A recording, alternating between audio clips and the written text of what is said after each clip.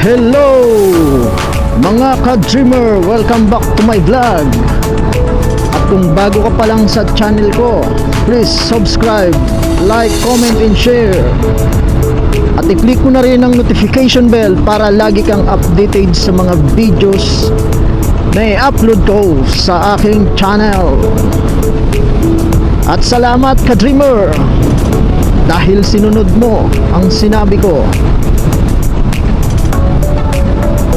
So ngayon mga ka-dreamer, nandito po ako sa Pitex, Parañaque, kung saan ay pupunta tayo ng Cavite at susubukan nating dumaan dito sa sinasabi puntang Cavite. At dito daw yon matatagpuan at dito daw ang daanan. So ngayon subukan natin mga ka-dreamer.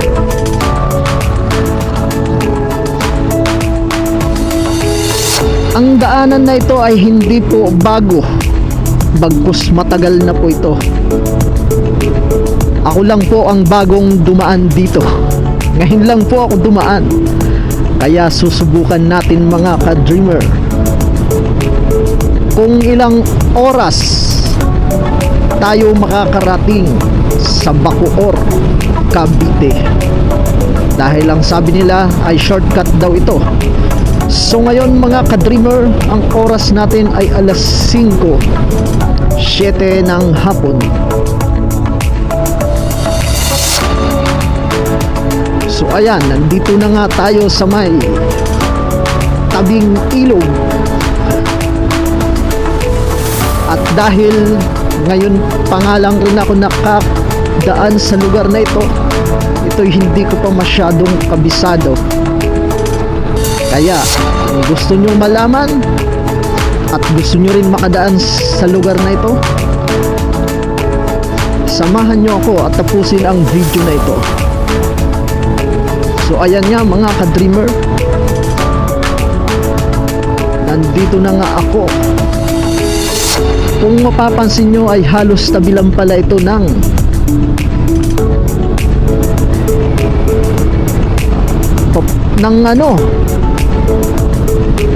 daanan kung saan magbabayad ka ng toll gate dito sa bandang kaliwa. Yan ay ang tinatawag na expressway.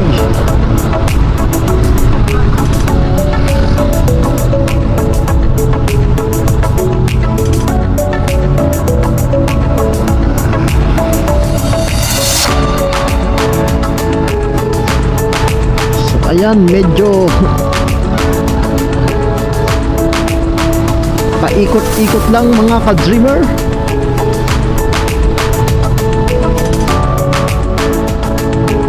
At dito rin pala matatagpuan sa bandang kaliwa ang bulungan sa Parañaque, kung saan dito raw mura ang mga seafood.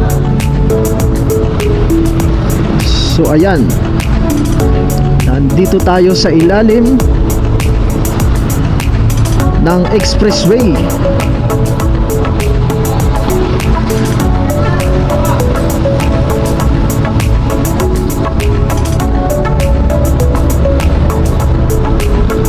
Ayan nga, medyo nalilito ako mga ka-dreamer dahil bago lang ako dumaan sa lugar na ito.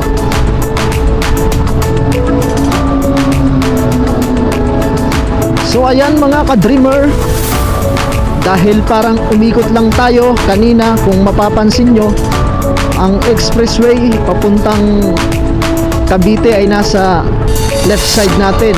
So ngayon ay nasa right side naman siya. Nasa bandang kanan naman po natin mga ka-dreamer ang expressway.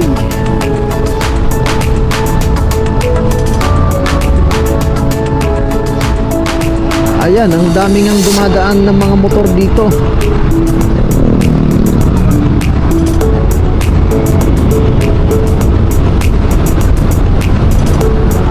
Mukhang mabilis nga ang daan na ito dahil parang sinusundan mo lang ang expressway papuntang Cavite. Nasa bandang kanan po natin mga ka-dreamer ang expressway. Kung hindi man po natin makita masyado dahil may mga pananim, kaya hindi po natin masyadong makita.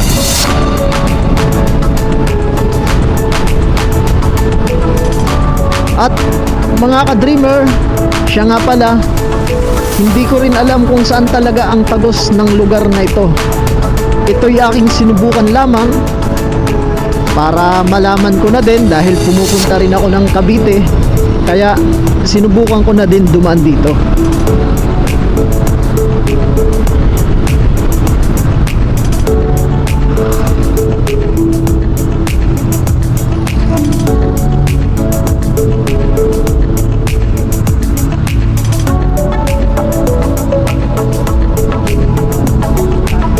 So ayan mga ka-dreamer, parang nag-expressway na din tayo.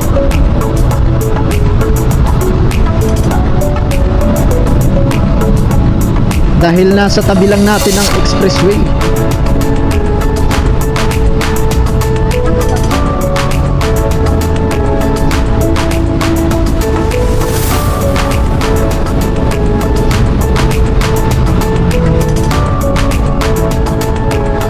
Ito pala ang sinasabi nilang shortcut na daan. Tignan nyo mga ka-dreamer, sa bandang kanan ko ay napaka-traffic dahil toll gate na pala.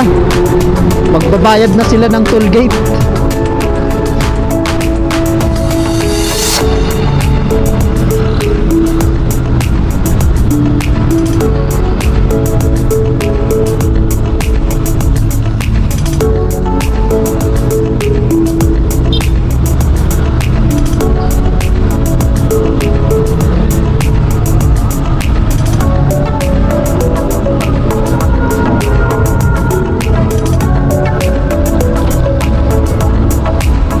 Tama kaya ang dinadaanan ko?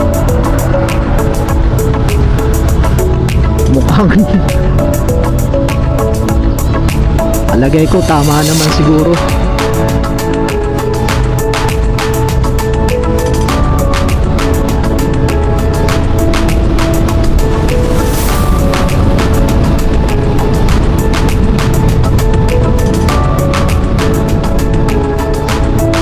Walang masyadong dumadaan dito mga ka-dreamer, kaya palagay ko kahit araw-araw dumaan dito ay walang traffic sa lugar na ito, sa kalsada na to,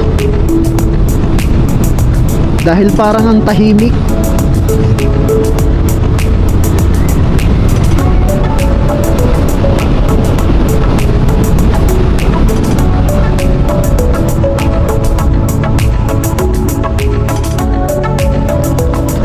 Nagmula pala tayo sa PTEX mga ka-dreamer ha. PTEX Terminal Paranaque.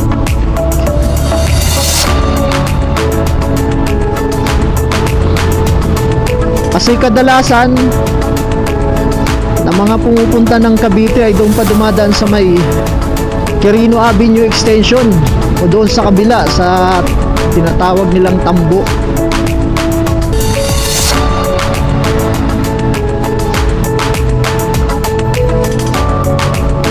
So ako ngayon hindi na dumaan doon, kasi nung dati doon rin talaga ako dumadaan sa kabilang daanan. Yun nga, Quirino Avenue Extension ng street na yun. Pero sa ngayon dito ako dumaan dahil sinubukan ko kung talagang mas mabilis dito o mas malapit. Dahil matagal ko na rin naririnig ang kalsadang ito na talagang mabilis daw ang biyahe pagka manggagaling ka ng PTEX going to Bacoor, Cavite.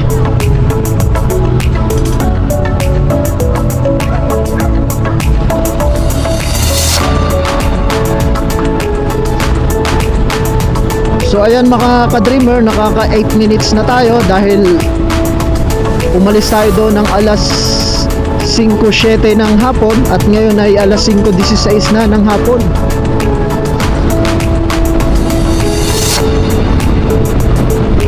Kaya kumukonsume na tayo ng 8 minutes mga ka-dreamer.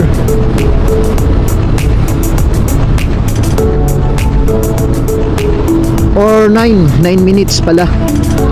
Sorry.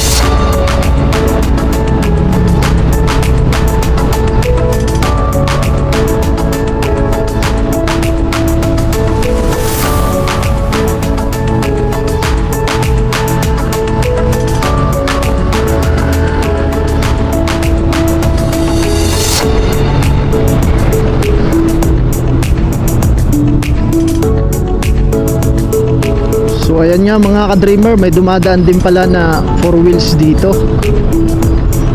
So ayan nga, nakikita nyo sa bandang kanan, yan po ang expressway papuntang Cavite at papuntang Baclaran.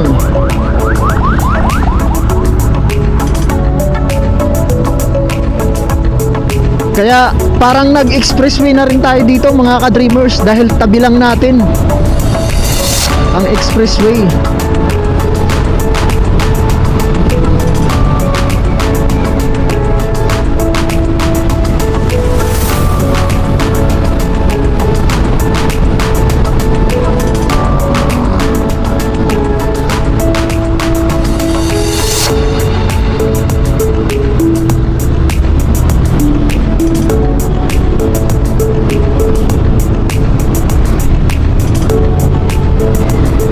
So ang takbo natin ay pinakamabilis lang natin ng 50 kph. Chill lang naman tayo. Pero kung siguro bibilisan o tatakbo ng mga 80 kph, mukhang mas mapapabilis ang dating.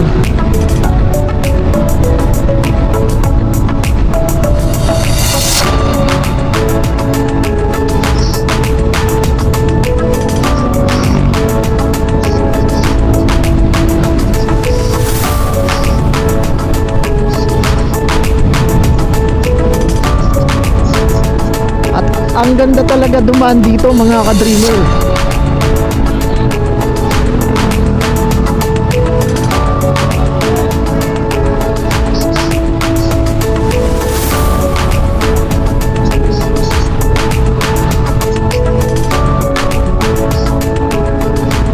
Dahil hindi masyadong matraffic sa lugar na ito.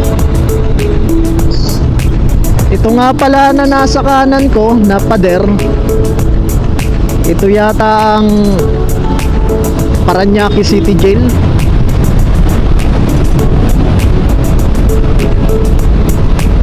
Ayan yung Parañaque City Jail.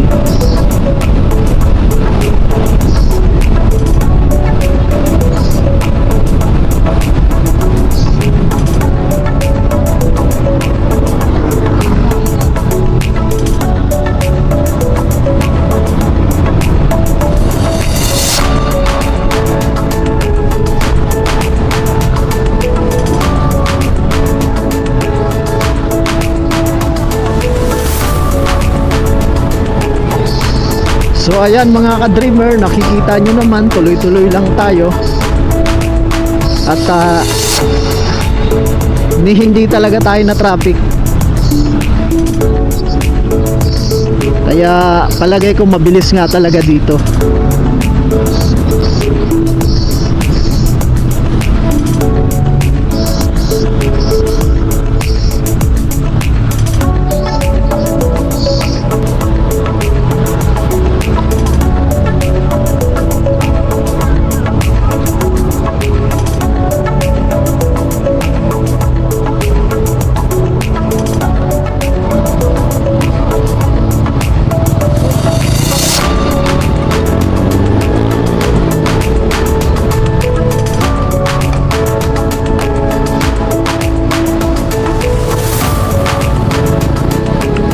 So ayan mga ka-dreamer, nandito na tayo sa lugar na ba ito?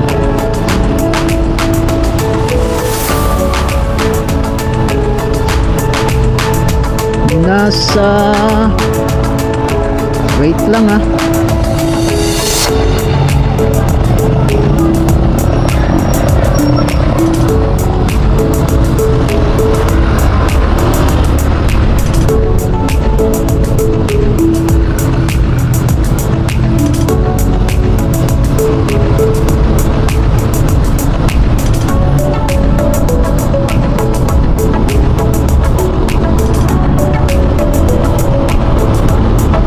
So ayan, nandito na nga. Nandito na nga tayo sa may, parang Talaban na to rito ah. At mag-u-turn lang tayo dito.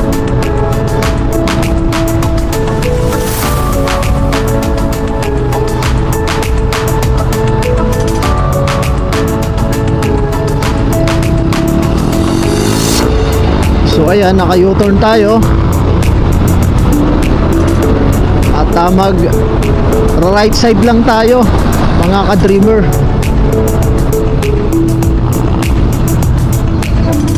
So ito dito, kakanan tayo dito.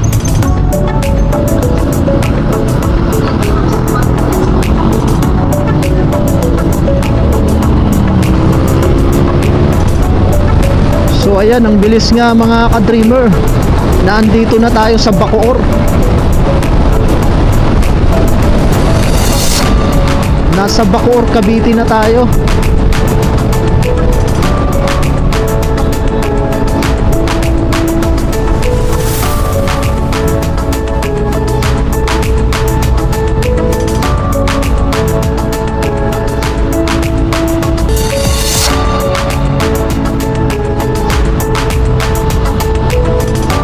Ayan, dito lang rin tayo sa bandang kaliwa dahil u-turn ulit tayo.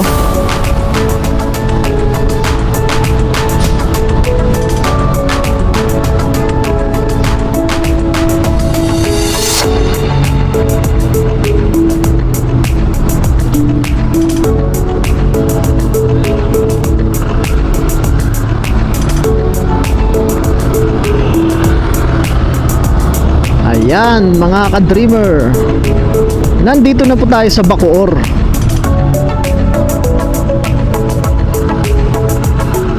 Ang bilis lang kung doon dadaan. Salamat nga pala ka-dreamer dahil tinapos mo ang video ko. At sana may natutunan ka, lalong lalo na sa daanan. Kung ikay pupunta ng Cavite, galing ka ng Manila, o dyan sa may Pitex, Paranaque, so sundan mo na lang rin yun, yung dinaanan ko na yun. Hindi ka naman siguro maliligaw na dahil pinanood mo ang video ko at tatapos mo. Kaya good luck sa'yo ka-dreamer, at sana isa ka rin sa makadaan sa lugar na yun. Maraming salamat and God bless you. Thank you for watching mga ka-dreamer. Muli, pinapaalala ko, kung bago ka pa lang sa channel ko, please like, comment, subscribe and share. At i-click mo na rin ang notification bell para lagi kang updated sa mga video ko. Hanggang sa muli, bye bye.